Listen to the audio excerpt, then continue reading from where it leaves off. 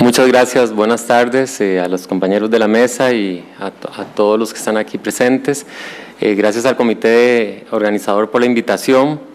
Solo aclarar que fui vicepresidente de la Cámara Nacional de Agricultura, no presidente, porque aquí está don Juan Rafael Lizano y me puede llamar la atención.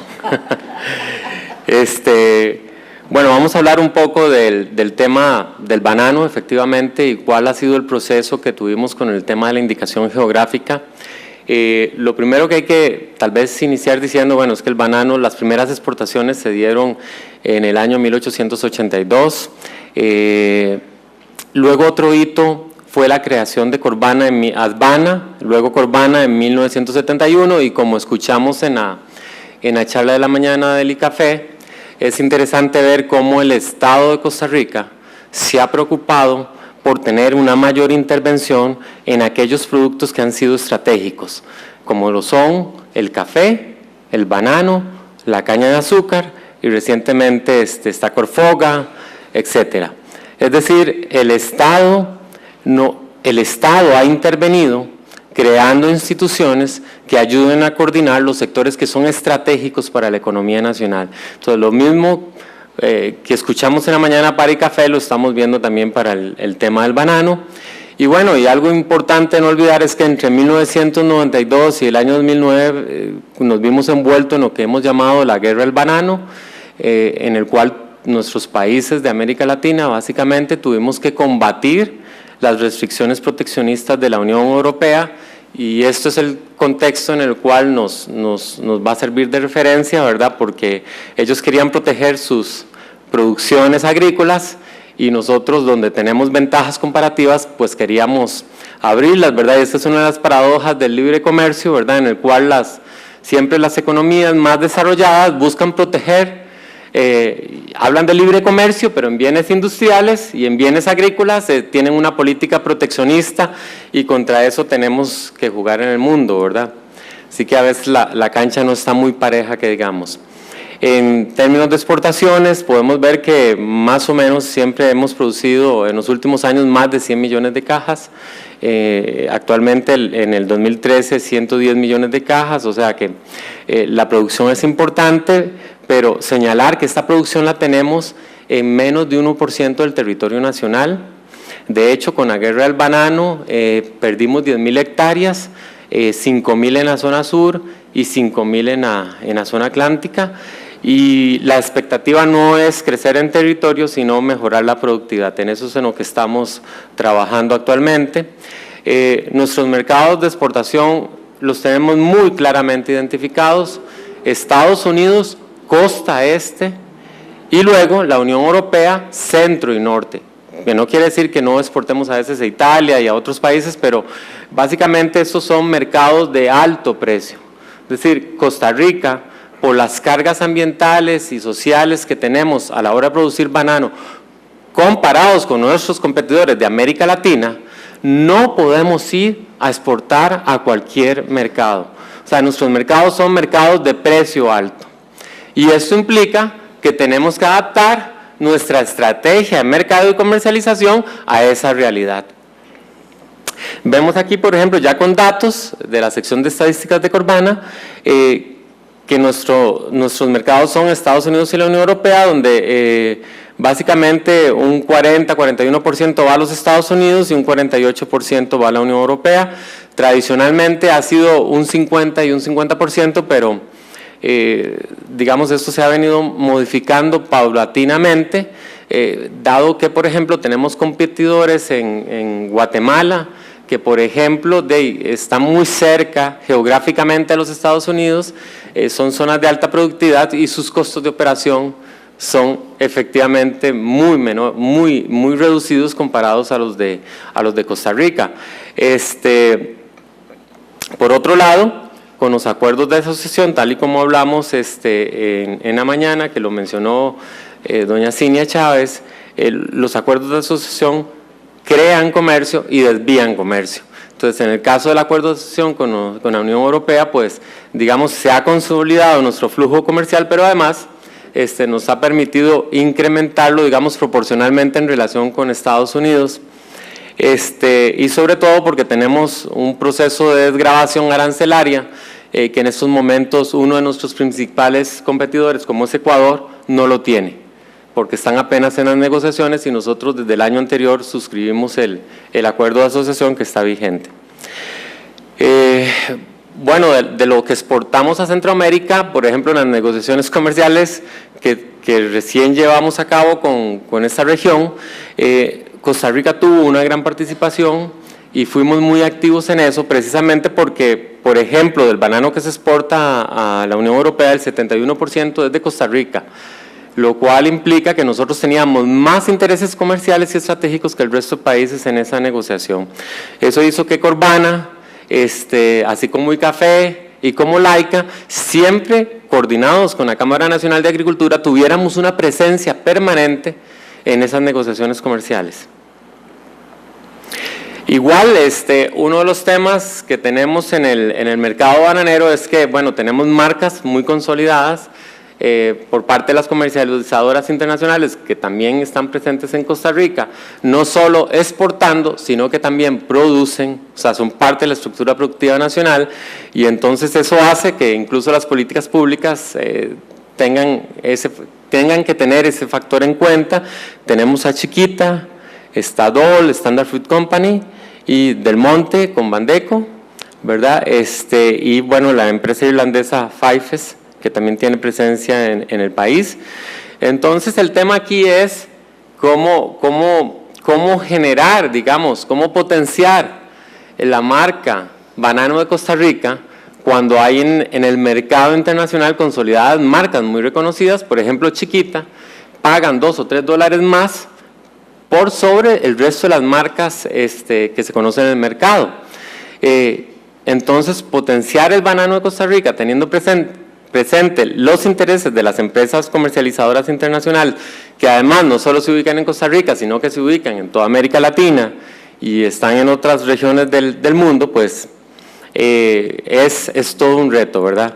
Además, a diferencia del café, por ejemplo, y eso es lo que hace la diferencia entre una indicación geográfica y una denominación de origen, es que en una denominación de origen yo puedo tener café a 3.000 metros de altura y tener un sabor diferenciado en relación con un café que esté a 2.700 metros. El grado de acidez y bueno, lo que nos explicaron ahora los compañeros. Pero en el caso del banano es un producto genérico, es un Cavendish. Usted un banano de Ecuador sabe igual que un banano de Costa Rica o que un banano de Guatemala. Entonces el reto es cómo hacer un mercadeo de un producto genérico que sabe igual digamos, a cómo se produce en diferentes partes del mundo. Y además está el trasfondo de las marcas. Bueno, tenemos que entonces, además de esto, cuando comenzamos la guerra del banano, hubo una expansión bananera entre finales de los años 80 e inicios de los 90 que generó toda una serie de críticas, ¿verdad?, esa expansión por los temas ambientales que se estaban produciendo en ese momento. Entonces el sector se reunió y bueno, un poco da la casualidad que se da la conferencia de las Naciones Unidas sobre Medio Ambiente y Desarrollo, y entonces coincidió en ese momento que el sector hizo un alto en el camino y dijo, bueno, si producimos de esta forma no vamos a poder vender el banano en los mercados internacionales. Entonces se hizo una autorregulación a través de lo que conocemos como la Comisión Ambiental Bananera, que participan, digamos, todos los actores importantes que producen en Costa Rica y comercializan, pero además hay presencia de los ministerios. Y entonces a partir de ahí se crearon una serie de índices ambientales que tenían que mejorarse y se comenzó a trabajar en esos índices. Yo los voy a pasar un poco, pues no es el tema tal vez visualizarlos acá, ¿verdad? Pero no sé si los que tienen tal vez un poco más edad, cuando uno iba a las fincas bananeras, estaban a la entrada de las fincas bananeras todos los botaderos del banano deshecho, eso no se utilizaba. Bueno, hoy en día todo eso se reutiliza para producir materia orgánica, pero además, digamos, se lo llevan empresas como Fructa y otras empresas para procesarlo para productos como los Herbert, ¿verdad? Entonces eso le da un valor agregado a la producción. Todo lo que era el plástico se dejaba abandonado en la tierra. Hoy en día todo se recoge, todo se recicla en un 100%. Por ejemplo, vean estas estadísticas del agua. cómo se ha trabajado en la reducción del uso del agua en las plantas empacadoras, porque bueno, es un costo, pero además de eso, lo que se utiliza, lo poco que se utiliza ahorita, además se tiene un manejo de esas aguas. Bueno, y ahí podemos seguir, ¿verdad?, en otros temas. Además se ha trabajado mucho en reservas forestales y actualmente se está trabajando en lo que es el carbono neutro. Es decir, la industria se adaptó al compás de los tiempos y hemos tratado de llevar la delantera, coordinado siempre por el ente público estatal, que es Corvana, que es el que dirige todos esos esfuerzos a tratar de lograr una producción con desarrollo sostenible. De hecho, nosotros incluso tenemos una finca en Zigzaola que se llama Agroforestales, y bueno, recientemente hicimos un inventario de biodiversidad y nos dio resultados muy importantes, ¿verdad?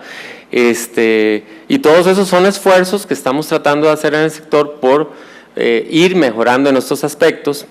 Además de eso, bueno, en los temas, la CAP, que inició en 1992, prácticamente ya a inicios de los años 2000 había cumplido con todos los índices ambientales y entonces elevó los índices para profundizar más, pero además agregó toda la parte social también. De hecho, la industria emplea 40.000 trabajadores directos y 100.000 indirectos. Y el impacto de esto en las regiones que son, digamos, relativamente donde no hay otras opciones, es muy importante porque la industria bananera produce esos empleos durante las 52 semanas del año, no es un producto estacional. Entonces, podemos ver el ejemplo de la zona sur, por ejemplo, Golfito, cuando después de 1984 desapareció la actividad bananera, y lo que se ha generado es una pobreza generalizada y progresiva que no ha habido forma de mejorar, salvo lo que se ha hecho como el depósito, etcétera, que son pues opciones que realmente no ayudan con el tema de generar, digamos, un valor agregado. Siempre cuando a uno le preguntan que se asocia, digamos, las zonas bananeras con pobreza, uno lo que puede decir, porque hemos estado pues analizando ese tema, es que realmente hay pobreza porque solo está la actividad bananera y no hay otras industrias relacionadas que, digamos, sostengan una mayor cantidad de empleos, pero quitamos el banano y desaparece totalmente, digamos, las posibilidades de mejora material de las personas que trabajan ahí, cuyos hijos hoy en día, muchos están estudiando en las universidades públicas del país. Comparado con otros países bananeros, por ejemplo, vemos que el índice de Costa Rica es sumamente elevado. De hecho, los salarios en el sector agrícola bananero son un 30% más elevados que en el resto del sector agrícola. Y si comparamos, por ejemplo, que en Ecuador podrían recibir $5 por día, en Costa Rica reciben entre 16 y 20 dólares. Entonces, por supuesto que hay una diferencia fundamental, por supuesto, siempre haciendo alusión que esos datos hay que verlos también con los costos de vida de cada país, ¿verdad? No se pueden utilizar simplemente de una forma nominal. Visto todo esto, cuando estábamos en medio de la guerra bananera entre 1992 y el año 2009, aparte de trabajar en todos los aspectos sociales y todos los aspectos ambientales, queríamos potenciar un poco más el tema del valor agregado del banano, ligándolo a estos aspectos. Y en el año 2001 presentamos, y creo que fuimos el primer producto que lo hicimos, con una visión de futuro, una solicitud para una indicación geográfica del banano. Lamentablemente, esa solicitud quedó del 2001 hasta el 2007 sin moverse, por la sencilla razón que no teníamos una reglamentación interna. Y la reglamentación se promulgó hasta el año 2007. A partir de ahí nos notificaron que, bueno, teníamos que cumplir con una serie de requisitos, pero mientras eso ocurría, entre el año 2000 y el 2007 teníamos que hacer algo. Y entonces se nos ocurrió hacer una campaña de imagen del banano, sobre todo en la Unión Europea. Por supuesto, que siempre lo que vimos fue café de Colombia como una muestra de lo que se podía hacer en los mercados internacionales con el trabajo de Juan Valdés, solo que ellos comenzaron en 1965 con una inversión de $32 millones al año y nosotros solo teníamos $800.000. Entonces, con esos $800.000 comenzamos esa campaña anual y entonces comenzamos a participar en ferias, a promover actividades, digamos, como el Día sin Coche, Sin Humo en Bruselas, a participar en maratones. Aquí por ejemplo, aquí patrocinamos a doña Gabriela Traña, que participó ese año en la maratón, y distribuimos bananos. En la Vuelta Ciclística de Bélgica, actividades en supermercados, en la Maratón de Oslo en el año 2008, es decir, hicimos una serie de actividades para tratando de potenciar o poner en la mente de los consumidores el nombre banano de Costa Rica, siempre asociado a estas características ambientales y sociales. Bueno, nuestro Congreso Internacional sobre Banano, que es científico, es uno de los más reputados en el mundo en esta materia, ¿verdad? Y bueno, y comenzaron a salir publicaciones donde efectivamente, por ejemplo, en el programa de Disney Channel Latino, y en algunas otras publicaciones, cuando se hablaba de, digamos, cuando se hablaba de banano, se identificaba banano de Costa Rica. Eso fue un trabajo que hicimos entre el 2000 y bueno, todavía lo mantenemos, solo que ahora, digamos, lo hemos reducido a traer periodistas europeos de varios medios importantes y los traemos a que vean por ellos mismos directamente cómo es que se produce el banano en el país y que no sea a través de oídos de terceros. Haciendo este trabajo de mercadeo, que es muy difícil, ¿verdad? Mercadear banano Costa Rica sin tener una marca. Los que saben de mercadeo saben que esto rompe con las 4P tradicionales, ¿verdad? A la hora de hacer promociones, y teniendo en cuenta que las marcas de las comercializadoras están muy posicionadas, pues de alguna forma sí logramos potenciar la idea de que el banano Costa Rica se producía de una forma diferente a como se producía en otros países de América Central. Esto me lo voy a brincar.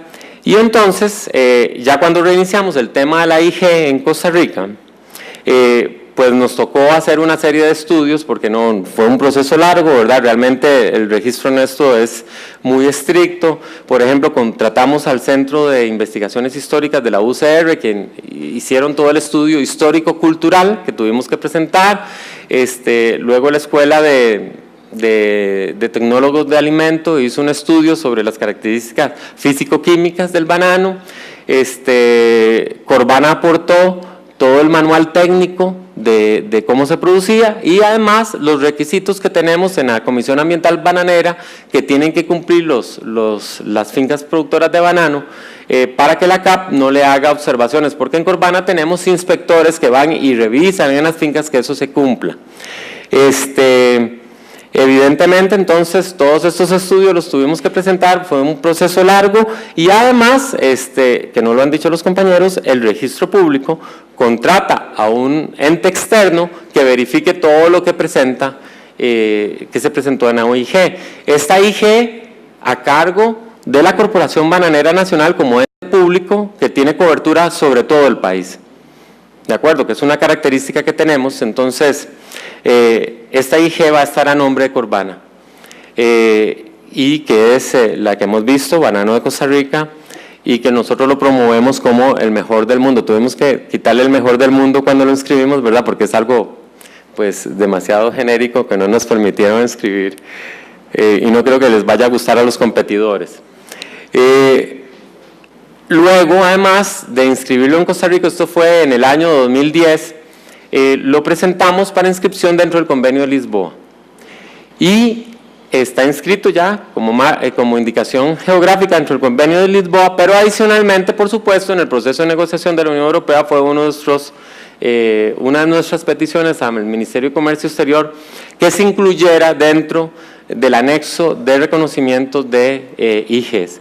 De hecho, en este momento, la última noticia que tenemos es que solo está pendiente de publicación en el Diario Oficial de la Unión Europea para que tenga vigencia dentro de la Unión Europea.